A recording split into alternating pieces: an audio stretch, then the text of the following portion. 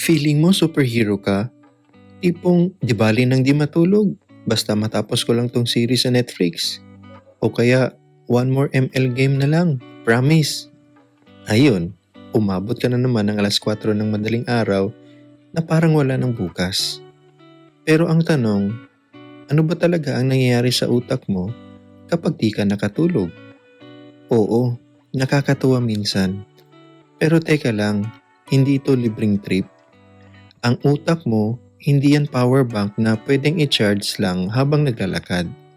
Pag wala kang tulog, may mga nangyayaring kababalaghan sa utak mo na pwedeng magpabago sa buong araw mo o sa buhay mo. Una, memory, focus, and learning. Sino dito ang nagka-cramming para sa exam? Yung tipong sinubukang i-memorize ang buong textbook sa loob ng isang gabi? Tapos kinabukasan, blanco ang utak? Ayun, mental block. Ang utak mo may sariling filing system. Kapag tulog ka, doon siya nagsasalin ng importanteng info mula sa short-term memory papunta sa long-term memory. Pero kapag puyat ka, walang filing. As in, kalat lahat. Kaya kahit ilang oras kang nagbasa, walang pumapasok. Parang nagpuhos ng tubig sa baso na butas. At hindi lang sa memory ang apektado, maging simpleng bagay tulad ng pag-alala kung nasaan ang cellphone mo, na hawak mo pala, mahirap na. At kung trabaho mo ay nangangailangan ng focus, abay good luck. Yung utak mo para na lang tambay sa kanto. Present pero walang ambag. Pangalawa, emotion regulation. Napansin mo ba kapag kulang ka sa tulog, ang init ng ulo mo? Parang lahat ng tao mali. Si ate sa karinderya nagkamali ng order mo. Boom! Gusto mong i-report sa HR kahit wala siyang HR. Yung pusa ng kapitbahay tumawid sa daan, galit ka pa rin. Bakit ganito? Kasi ang amygdala mo, yan ang emotion control center ng utak mo.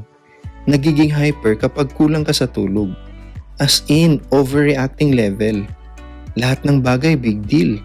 Kaya kung feeling mo lately ang dami mong kaaway, baka hindi toxic ang mundo. Baka puyat ka lang. Tulog lang pala ang solusyon sa emotional damage. Pangatlo, decision making. Ever made a stupid decision after staying up all night? Like, texting your ex. Kumain ka na? O kaya bumili ka ng 6,000 pesos na fitness equipment na hanggang ngayon ay sabitan lang ng towel? That's your prefrontal cortex, bro. Yan ang boss ng utak mo pagdating sa logic at decision making. Kapag puyat ka, nawawala siya sa opisina. Parang nag-leave nang walang paalam. Kaya imbis na maayos kang mag-isip, impulsive ka. Yung tipong mukhang masarap ang 10 cups of coffee sa isang araw. Sure ka dyan? Studies say mas mataas ang chances mong gumawa ng bad, risky, or weird decisions kapag puyat ka. Kaya bago ka mag-decide ng malaking bagay, tanungin mo muna ang sarili mo. Nakapagpahinga ba ako? Kung hindi, wag muna. Baka bigla kang bumili ng kabayo sa Shopee. Pang-apat, reaction time. Kapag wala kang tulog, parang slow mo ang buhay mo. Yung simpleng bagay tulad ng pagpindot ng elevator button, pag-iwas sa dumadaan na tricycle, lahat delayed. Kung magmamaneho ka pa, Diyos ko po, delikado. Para kang driver na may delay sa wifi connection. Yung reaction mo laging late.